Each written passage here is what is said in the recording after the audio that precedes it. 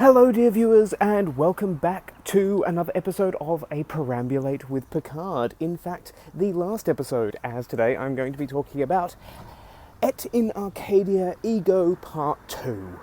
And this has taken me a while to get out.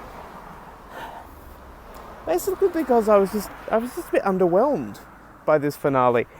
I didn't dislike it, but my overall feeling from Series 1 of Picard now is just, it did a good job. It was okay. It was very safe. I don't feel it took enough risks. And it's just, I'm a bit unenthused, I suppose you could say. Whereas Discovery, rightly or wrongly, takes a lot of risks, does a lot of interesting stuff. And you genuinely don't know what's coming next. I'm not saying Picard was predictable, but especially this episode, there weren't a lot of twists, and I think you do need a little bit of some kind of twist in the last episode. We do get kind of, but I was just left feeling unsatisfied. I'll come to that because that's about the end of the episode. In true Trek two-parter fashion, the second part, while it builds on the first, it does take things in a different direction. We discover that Narissa/Rizzo definitely survived. The weird thing is, I thought she was beamed off to another ship, but evidently she's just used a site-to-site transport. Could have done with some clarification of that. And we get a weird info dump bit from Narek, which is important for his character, but you'll blink and you'll miss it, where he basically says he's the black sheep of the family, and that's why he acts the way he does, and he's unorthodox and what have you. This may have been alluded to earlier, but it felt like it came out of nowhere for me. It makes sense for the character, but the emphasis of that scene, it needed to be a bigger moment in order for us to fully understand why Narek does what he does and why he does it the way he does it. One thing this episode does do well is bringing together all the characters that have been introduced, the recurring characters and the regular cast, and giving them all something to do that's germane to the plot, with the exception of Elnor. I don't really see what the point of Elnor is in this series.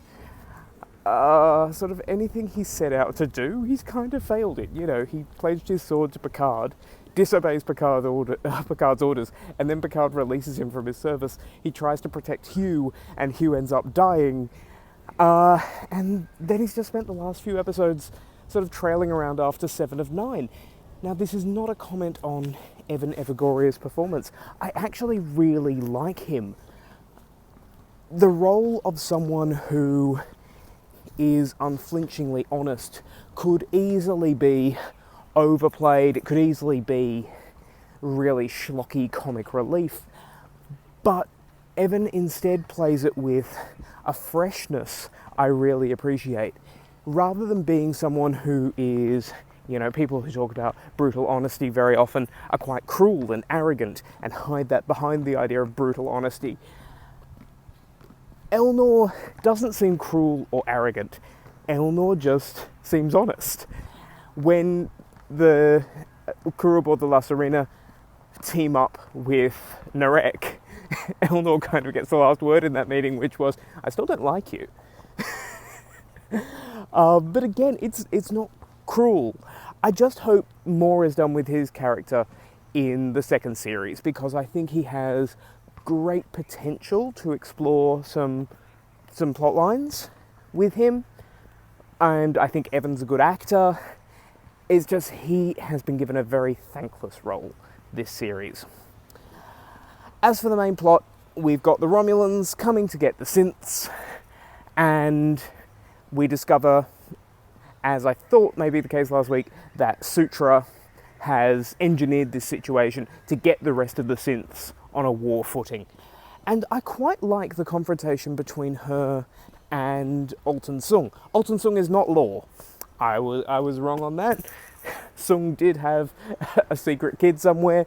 Now, the thing is, when Alton gives her back the hummingbird that she used to stab Saga, I thought, oh God, what are you doing? She's going to stab you. And then she doesn't. And yeah, he just hits her with an EMP. That being said, it is still satisfying, mainly because of the performances of Isa Briones and Brent Spiner in that scene.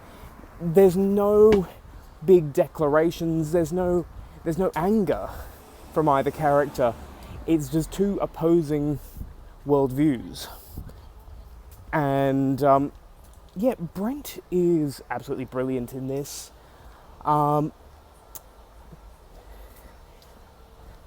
He's always been really good as Data, but then they keep giving him other characters, and he's really good as all of them. Like, he's good as Law, he's good as Noonien Sung, he's good as Alton Sung, he's good as Arik Sung in Enterprise. So it is a pleasure to see him here. Picard's plan with Jurati, taking the ship up to face off against the Romulans, knowing that it is what's the word? A fool's errand? A quixotic mission? Quixotic? He knows that he cannot succeed. He knows he can't hold them off. But his thinking is just, buy as much time as we can. And also show the synth that he is willing to sacrifice himself for them. So maybe all organic life is not out to destroy them. And it's entirely understandable why the synths think that is. And it's very in keeping with Star Trek, one person giving up their life for a group. The needs of the many outweigh the needs of the few or the one.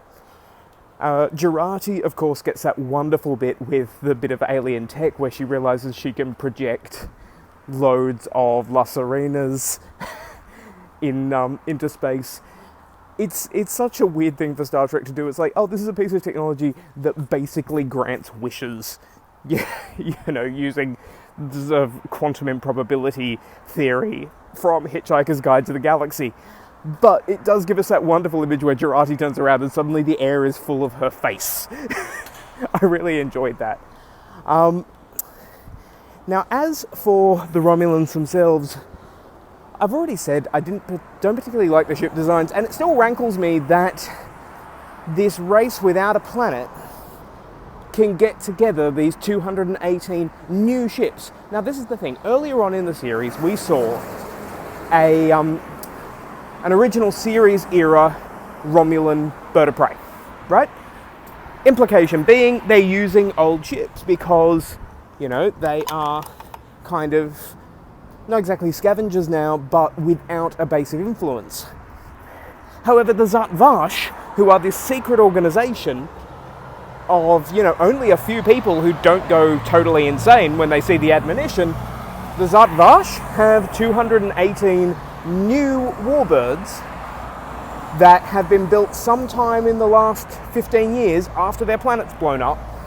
This would have been a perfect time to bring in designs from the Next Generation era ships and the original series and have it be a ragtag, desperate group trying to destroy these synths. But instead, it's like Romulus never blew up. And also, the whole fact that Romulus has blown up and the Romulans no longer have a home, it's kind of gone by the wayside. This was Picard's impetus for leaving Starfleet. His impetus for coming back is to reverse the ban on synths. Now, I know the Zhat Vash engineered the synth attack to create the ban, I should say, but it still strikes me as weird that the finale seems to be lumping in all the Romulans together, like the Romulans who have lost their home and deserve safety, deserve a new home, deserve that evacuation, with the Zhat Vash, who, would still deserve a new home, deserve an evacuation, but are the ones who engineered the situation where it wasn't possible. Maybe we'll deal with that more in Series 2, but it just feels like, for something that was such a big part, of the first 3 episodes, it just fell by the wayside, and we kind of ignored the Romulan plight for these last 2 episodes.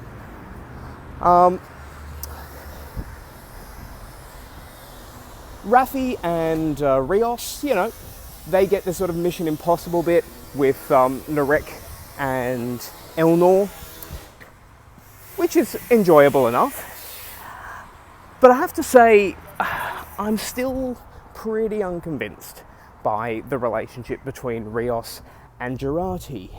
At first it was presented as sort of a rebound physical comfort thing, and I just don't feel like by the end, when they're sort of holding hands and looking lovingly at each other, I don't feel we deserve that quite yet. Whereas the Raffi 7 moment, where they're holding hands, we're not given to believe that this is a deep emotional connection that's been forged. This feels more like, okay, yeah, we're getting to know each other, this is nice. Yeah, the emphasis is just wrong for the Rios Jurati thing. If they can build on it in Series 2, great, but for now, there's not even much reference to Rios thinking, well, she did kill her last boyfriend. So, yeah, and seeing as Discovery has sort of done a similar idea with the Ash and Michael relationship, and done it in such a way that the 2 characters are able to acknowledge their feelings for one another, but also Michael is able to say, well, look, no, we're not going back to the way things were because you betrayed me. To then have this sort of very simplistic view of the Rios and Jurati relationship rubs me the wrong way, when I feel Discovery did that kind of thing a lot better. Now, the final thing, of course, is Picard's death. And unfortunately, this was spoiled for me. And, my fault for going on social media. I thought I had carefully curated whom I was following and words I was blocking out, but didn't quite manage it. That being said, this is where the series was going. It has been leading to this moment. I'm just outside work now. Has been leading to this moment. And so there is a degree of satisfaction there. Riker, of course, turns up commanding the fleet, and I love that Picard doesn't let on to Riker that he's about to die. He knows it's coming, but he just thanks Riker and also makes sure that the planet is protected and the synths are protected. So he's done his bit for Data, basically. And then he dies. And the scene where he dies, the reactions from the other characters, I can really buy that. I can really buy their connection to one another in that scene. Then he sees Data, and we discover that because, some of Data's neurons were used to create some of the other synths, that Data is living on in a simulation. And that's a beautiful discussion between the 2 of them. They still haven't quite got Data's hair right, but look, I can forgive them because it's such a beautiful scene. And I love that Data's last expression of wanting to be human is wanting the ability to die. And Picard grants him that wish. Then Picard is put in an android body, and it's just like... but it's basically human. And I think what they're trying to say is the synths are no different from us, and look, now we have a hybrid, we have a human mind inside a synth body. This is how not different these people are. So I think that's the point of that, and they have to lampshade the fact that Picard isn't going to be able to jump over tall buildings in a single bound or punch his way through the floor. There's no enhancements. We also have to deal with the fact that, this is a synth approximating a 90-year-old.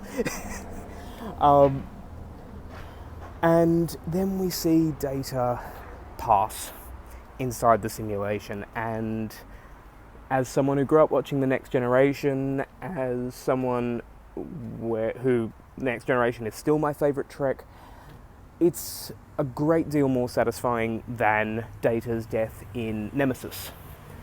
And the connection to Nemesis, though, is that we hear the song that Data was singing at Riker and Troy's wedding, which is just perfect.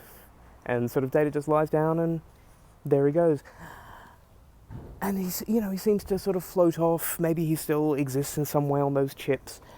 But yeah, that bit is beautiful, and that bit gets the episode completely right.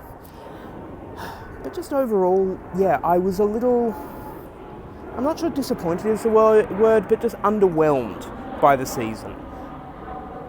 I can't point to any actor who's done a bad job. I don't think the scripting was bad. For a show that is about gaining the rights of another species, and there is the Romulan situation with their planet destroyed, there are some big ideas here that are just kind of dealt with in a very perfunctory manner. I hope that season 2 will go further. Maybe they were playing it safe with this because they knew it was such an unconventional series compared to other Star Treks. Even Discovery, which does sort of big experimental things, it is still a series set aboard a starship full of Starfleet officers. Whereas this, Picard, is more akin to something like Farscape or Blake 7, but I think I'd like some of the weirdness from those shows to come into Picard, because they are dealing with locations like the station in Stardust City Rag, and we're not necessarily going to be surrounded by Federation officers all the time. Now, when Discovery does come back on later this year, I'll be doing these videos for that. And also, you can find my Doctor Who Series 1 15 Years Later reviews going up weekly on the channel on the anniversary of each episode's broadcast. So the first 2 episodes are up now, and I'll be putting them up every Friday morning Australian time, Thursday evening US and UK time. But until I see you in another video, thank you so much for watching. I hope you enjoyed Star Trek Picard. I did enjoy it, I was just underwhelmed. Take care of yourselves, stay indoors as much as possible, and do remember to wash your hands. Thank you very much for watching.